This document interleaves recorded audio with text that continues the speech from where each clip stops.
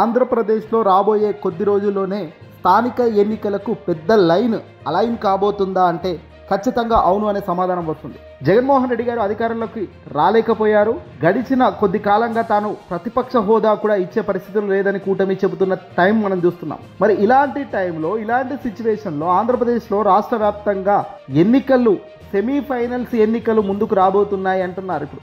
అవును, మరి ఏంటి సెమీఫైనల్స్ ఎన్నికలు?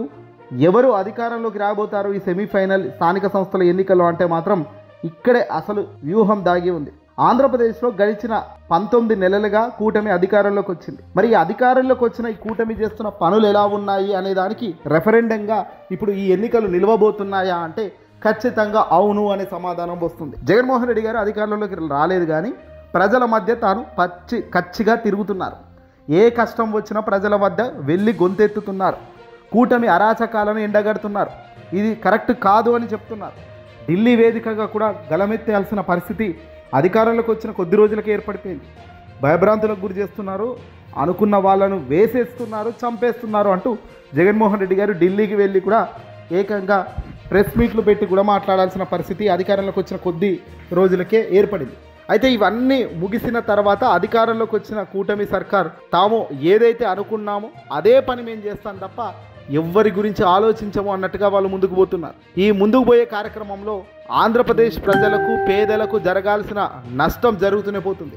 ఈ నష్టంలో మెడికల్ కాలేజీల ప్రైవేటీకరణ కూడా ఒకటి.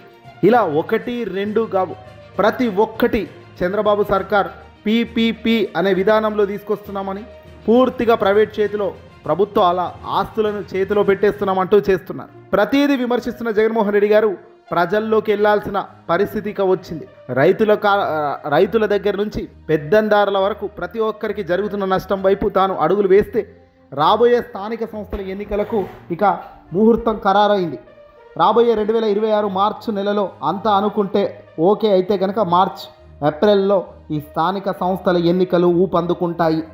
తెలుగుదేశం పార్టీ, బీజేపీ, జనసేన కూటమి ఒకవైపు నిలబడితే మరోవైపు జగన్మోహన్ రెడ్డి గారు నిలబడి ఈ స్థానిక సంస్థల ఎన్నికల్లో పోరులో పాల్గొనాల్సిన పరిస్థితి రాబోతుంది. మరి ఇందులో ఎవరు గెలుస్తారు, ఎవరు ఓడిపోతారు, ప్రజలు ఎలా రియాక్ట్ అవుతారు అన్నదే ఇప్పుడు సర్వత్రా ఆసక్తిగా ఉంది. కూటమి వర్సెస్ జగన్, ఎవరి సత్తా ఏంటో ఇప్పుడు నిరూపించుకునే పోరుకు సిద్ధం అంటున్నారు ఇరువురు. 2024 ఎన్నికల తర్వాత రాబోతున్న అత్యంత పెద్ద ఎన్నికలు ఇదిగో ఈ ఎన్నికలే అంట. కూటమి తిరిగి తమ సత్తా నిరూపించుకోవాలని, అధికారం మాకు ఇచ్చిరు కాబట్టి మేము ఎంతో పక్కాగా సూపర్ 6 అమలు చేస్తున్నామని, సూపర్ 6, సూపర్ 7 అనేవి మొత్తం అయిపోయాయని, ఇక ఇవే ఇచ్చేదానికి కూడా ఏమీ లేదంటూ చంద్రబాబు చేతులు ఎత్తేశారు. మరి ఈ చేతులు ఎత్తేసిన వైన్యం ప్రజలు ఒప్పుకుంటారా, తిరస్కరిస్తారా?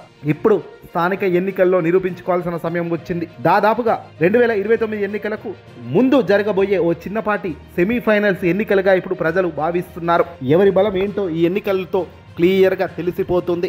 ఎన్నికల సమరానికి కసరత్తు జరుగుతూ స్థానిక సంస్థల ఎన్నికల నిర్వహణ కోసం రాష్ట్ర ఎన్నికల సంఘం సైతం గ్రీన్ సిగ్నల్ ఇచ్చేసింది. ఇప్పటికే ఎన్నికల నిర్వహణపై పురపాలక, పంచాయతీ శాఖలకు సంబంధించి అన్ని శాఖలు యాక్టివేట్ చేసింది.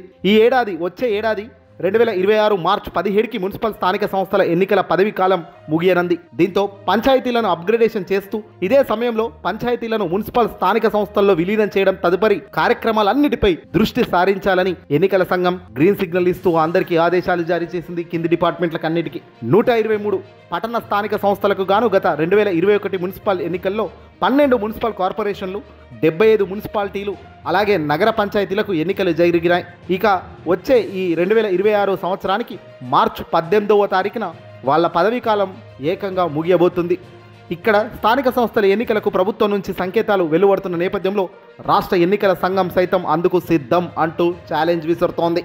తాజాగా 175 అసెంబ్లీ నియోజకవర్గాల ఓటర్ల జాబితాలను సైతం రాష్ట్ర ఎన్నికల ప్రధాన అధికారి కార్యాలయం నుంచి తీసుకుంటుంది. ఇక్కడ ఎన్నికలు కాసేపు పక్కన పెడితే అధికారంలో ఉన్నది చంద్రబాబు సర్కార్.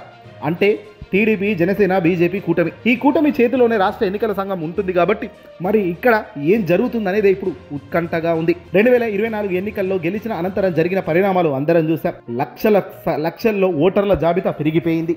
ఎక్కడి నుంచో వచ్చి ఓట్లు వేశారు, ఎక్కడి నుంచి ఓట్లు పడ్డాయో తెలియదు. ఓట్లలో ఓట్ చోరీ జరిగిందనేది కాంగ్రెస్ పార్టీకి సంబంధించిన రాహుల్ గాంధీతో సహా ఆంధ్రప్రదేశ్ మాజీ ముఖ్యమంత్రి జగన్మోహన్ రెడ్డి గారు సైతం కోర్టుకు వెళ్లారు. ప్రస్తుతం ఆ కేసులు ముందుకు కూడా కదిలే పరిస్థితి లేదు. ఎందుకు లేదు ఏంటో అన్నీ అర్థమవుతూనే ఉన్నాయి. కానీ వాస్తవం ఏంటంటే ఎన్నికల్లో చీట్ చేస్తూ గెలుస్తున్నారా, ఎన్నికల్లో మాయ ఏమిటో ప్రజలకు అర్థం కావడం లేదు. కానీ ఒకటైతే వాస్తవం, ఇప్పుడు జరగబోయే ఈ ఎన్నికలతో మరోసారి ఇలాంటివి ఏమైనా ఆస్కారం ఛాన్సెస్ ఉన్నాయా? ఎన్నికల సంఘం వాళ్ళ చేతిలోనే ఉంటుంది కాబట్టి రాష్ట్రం ఏది చెబితే అదే జరుగుతుంది పోతుందంటే మరి ఇది ప్రజలకు సంబంధించిన హక్కులను కాలరాసినట్టే అవుతుంది. ఇందులో భాగంగా మరి ఏం జరుగుతుంది రాబోయే కాలంలో అన్నది ఖచ్చితంగా వేచి చూడాలి. రాష్ట్ర ఎన్నికల సంఘం చంద్రబాబు గారి అనుసరణల్లో గనక పనిచేసి ఇక్కడ కూడా చంద్రబాబుకు పాజిటివ్గా రిజల్ట్ వస్తే గనక ఇక రాబోయే చర్యలు చాలా వేగంగా మారుతాయి అనేది కూడా చెబుతున్నారు. ఏదేమైనా రాబోయే స్థానిక సంస్థల ఎన్నికలు చాలా విచిత్రంగా చాలా ఇంపాక్ట్ క్రియేట్ చేస్తాయట రాష్ట్ర వ్యాప్తంగా. ఈ వీడియో నచ్చితే లైక్ కొట్టి షేర్ చేయండి. ఇక ఈ ఎన్నికల అనంతరం జగన్మోహన్ రెడ్డి గారు సైతం తన నియోజకవర్గాల జిల్లాల పర్యటన ప్రారంభిస్తారు. అనంతరం రాబోయే మరో సంవత్సరం 2027 మార్చి ఏప్రిల్ నుంచి ఏకంగా తన పాదయాత్ర 2.0 కూడా ప్రారంభమవుతుందని ఇటీవల మంత్రులు మాజీ మంత్రులు చెప్తున్నారు. ఏదేమైనా ప్రజల్లోకి వెళ్ళాలి, ప్రజల్లో ఏం జరుగుతుందో ప్రజలకు గుర్తు చేయాలి, ప్రజల ద్వారా గెలవాలి అనుకోవడమే నిజమైన ప్రజలకు హక్కును ఇస్తున్న లెక్క. ఈ వీడియోని అసలు లైక్ కూడా షేర్ చేయండి.